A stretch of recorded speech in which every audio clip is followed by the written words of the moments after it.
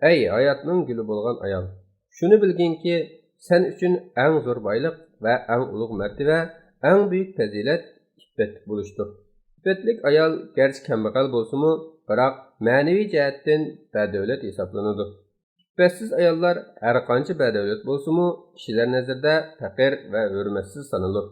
Bo'yinga taqilgan marjonlar, bosh va ko'krakka qadalgan go'harlar, millionlagan pul-puchaklar bilanmi iffetni sotib olg'ili bo'lmas. İffet shundoq zo'r boylikki, uning asla bahosi yo'q. Xotin qizlar go'zal va chiroyliga pul mollariga emas, balki o'zlariga iffeti bilan quvonmoqlari lozim.